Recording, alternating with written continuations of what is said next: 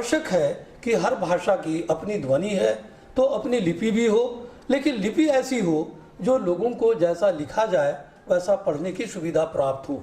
और ये लिपि जो वैज्ञानिक लिपि है वो है देवनागरी। इसलिए देवनागरी में चूँकि जैसा बोलते हैं वैसा ही पढ़ते हैं, और जैसा लिखते हैं या जैसा लिखा हुआ है वैसा ही हम पढ़ते हैं। और ये सुविधा अन्य भाषाओं की लिपियों में प्रायः देखने के लिए नहीं मिलता है। और विशेषकर जो अंग्रेजी का रोमन अक्षर है या उसकी जो लिपि है उसमें भी उच्चारण की भिन्नता दिखलाई पड़ती है। विशेषकर आप देखेंगे एक शब्द का और एक लेटर का, एक अक्षर का उच्चारण समान है। उदाहरण के तौर पर एक शब्द आप ले रंस, RUNS, ये रंस को आप ARERUYUNANNASSRUNS, क्या तुम एक गधे हो, इस वाक्य के अर्थ में भी प्रयोग हो जाता है। तो देखिए R और R, U and U, इन दोनों में कोई उच्चारण में भिन्नता नहीं है। इसी तरह जो उर्दू की लिपि है उसमें भी कलम के लिए अगर प्रयोग किया जाए तो कलम, अगर इसको उर्दू अक्षरों में लिखा जाए तो उसका जो उच्चारण होगा वो काफ लाम मीम होगा। ठीक उसी तरह अगर ओलचिकी में इस कलम शब्द का जो उच्चारण किया जाएगा तो आक आल आम की तरह प्रयोग होता है, क्योंकि ये जो लिपियां हैं ये वर्णात्मक लिपियां हैं। जो नई लिपि बनी है वो वर्णात्मक है, इसलिए व्यंजन के साथ साथ एक स्वर वर्ण उनको लगाना पड़ता है।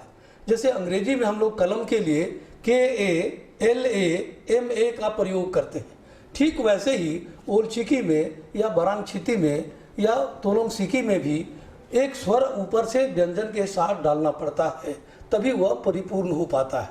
लेकिन भाषा और लिपि का जो विषय है वह बड़ा संवेदनशील होता है, और इसीलिए लोग अपनी भाषा और संस्कृति, चाहे उसमें जो भी गुण हो या उसमें कमियां हो, उसको लोग ध्यान नहीं देते।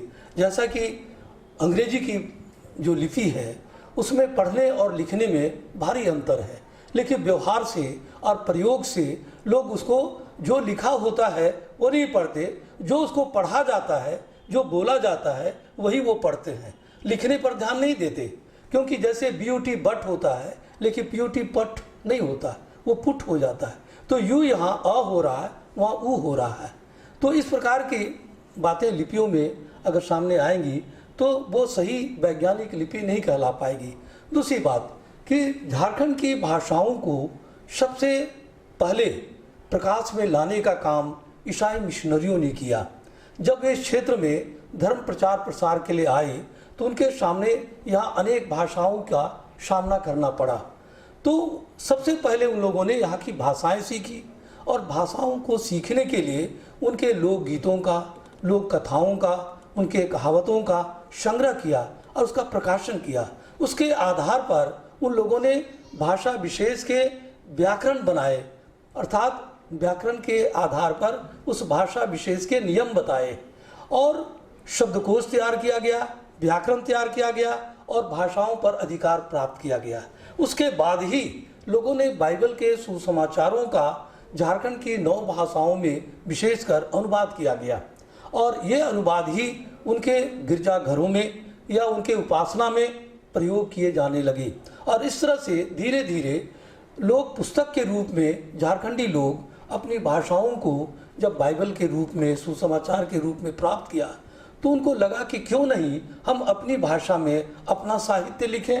और इस तरह से झारखंडी समुदाय के लोग अपनी अपनी भाषाओं में बाइबल से प्रभावित होकर लोग अपना साहित्य रचना शुरू किया।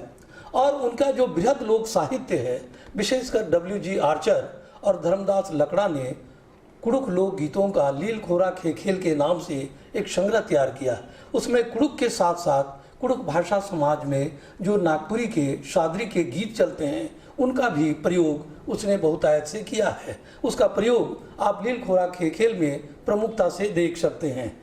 इसी तरह लील खोरा खेखेल की तरह ही संथाली में और दूसरी भाषाओं में भी WG आर्चर ने महत्वपूर्ण कार्य किया है, वो भाषा के लिए भी किया है। संथाली में सबसे महत्वपूर्ण कार्य PO बोर्डिंग ने संथाल साहित्य को, लोक साहित्य को, उसके शब्दकोश को और उसके व्याकरण पर प्रमुखता से काम किया है और उनका एक बड़ा नाम पीओ बोर्डिंग का संथाली साहित्य में लिया जाता है। झारखंड, जैसा कि बताया गया कि ये बहुभाषी क्षेत्र है और क्षेत्र विशेष में भाषा विशेष की प्रमुखता है। उत्तरी झारखंड में अगर आप देखें तो पाएंगे कि खोरठा भाषा का बाहुल्य है और झारखंड के उत्तर पूर्व भाग में संथाल परगना का हिस्सा है जो संथाली भाषा का क्षेत्र है। उसके ठीक नीचे संथाल परगना से सटे हो भाषा का क्षेत्र पड़ रहा है और उससे अगर पीछे पश्चिम की ओर आते हैं तो हमें मुंडारी भाषा का केंद्र दिखलाई पड़ता है। और झारखंड में सभी भाषाएं एक साथ मिली जुली है क्योंकि हर जाति के लोग प्रायः हर गांव में प्राप्त होते हैं। कुड़ुख लोगों के बीच में नागपुरी बोलने वाले हैं, मुंडारी बोलने वालों के साथ भी नागपुरी बोलने वाले हैं, उसी तरह खड़िया बोलने वालों के साथ भी नागपुरी है। और यही कारण है कि हर मुंडा, हर उरांव, हर खड़िया द्विभाषी है, इस अर्थ में कि वो अपनी भाषा के साथ साथ अपने क्षेत्र की संपर्क भाषा का भी प्रयोग करता है।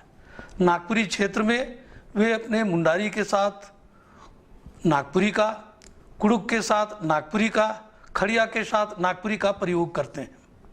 और कई स्थानों पर तो ये भी देखने के लिए मिलता है कि बहुत सी मुंडा, उरांव और खड़िया जनजाति अपनी भाषा भूलकर अपने क्षेत्र की भाषा अर्थात नागपुरी या पंचपरगनिया या कुरमाली या खोरठा का प्रयोग करती है। कारण क्या है कि वो अपनी भाषा इस लंबे अंतराल में अपने लोगों से दूर होने के कारण कट गए हैं, जिससे उन भाषाओं का प्रयोग नहीं कर पाते।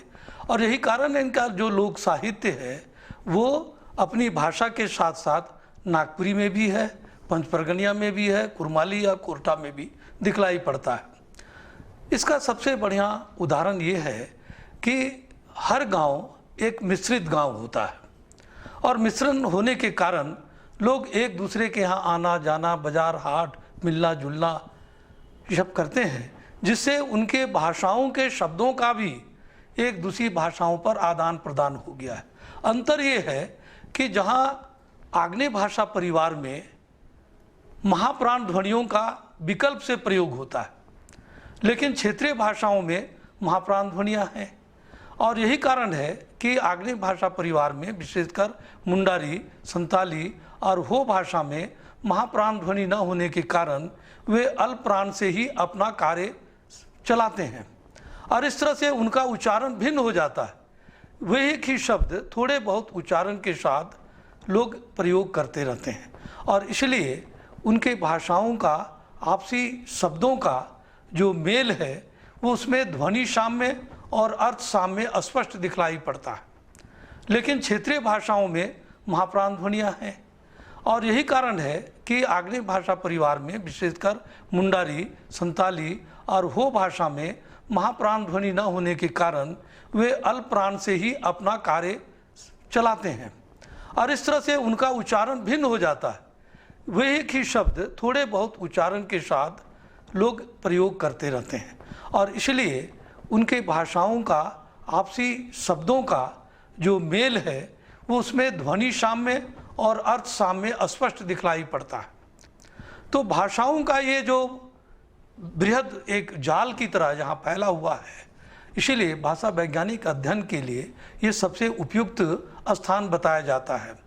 और यहाँ की भाषाओं को जैसा कि हमने बताया कि यहाँ की मिशनरियों ने सबसे महत्वपूर्ण कार्य किया, यहाँ के लोगों की नज़रें खोलने का काम किया और तब से यहाँ के लोग अपने भाषा में अपना साहित्य, अपना शिष्ट साहित्य लिखने की परंपरा प्रारंभ की। जबकि गीतों में ये पहले से ही अपनी अपनी भाषा में गीत रचते रहे हैं, लेकिन पुस्तक के रूप में प्रकाशित नहीं हो पाई थी।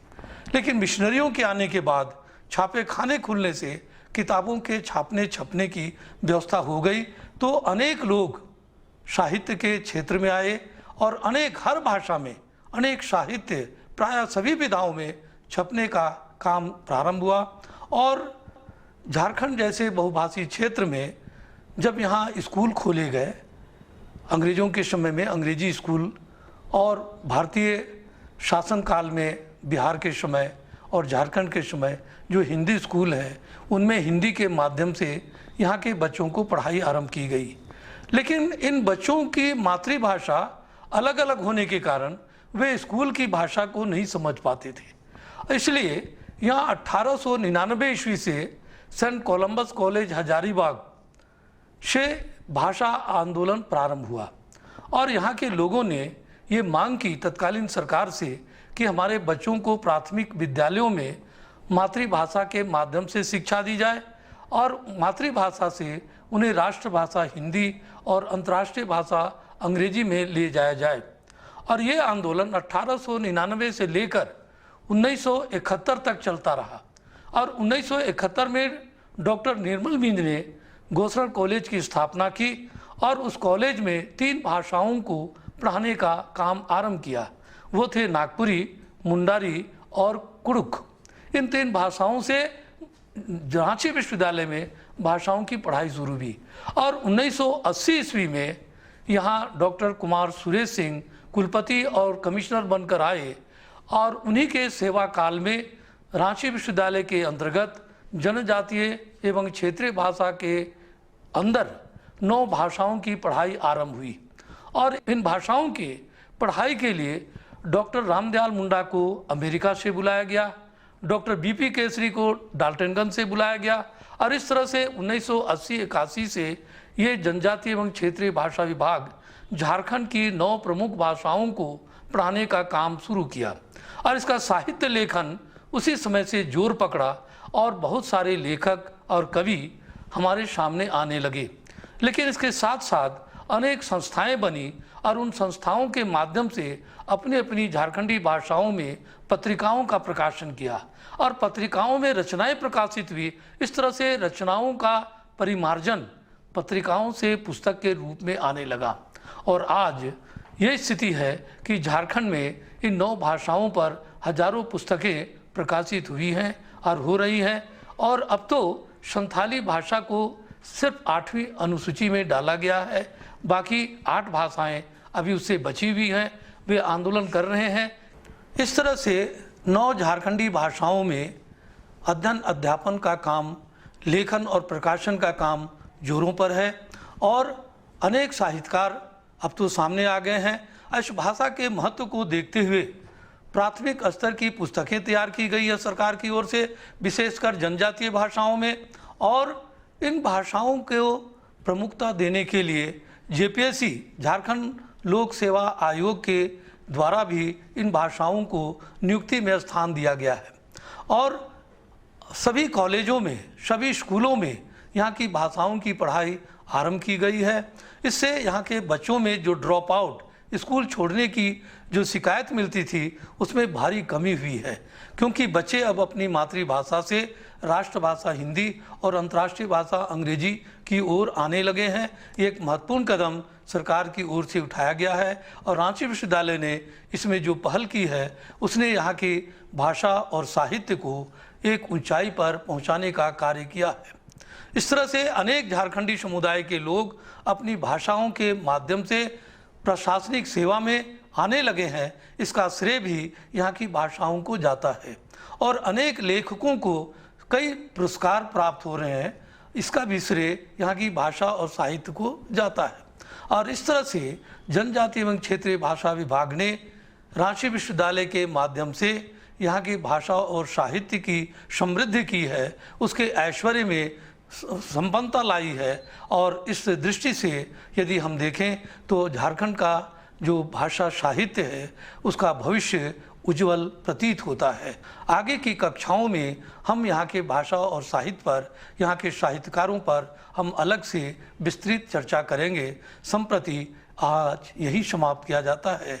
धन्यवाद। जोहार।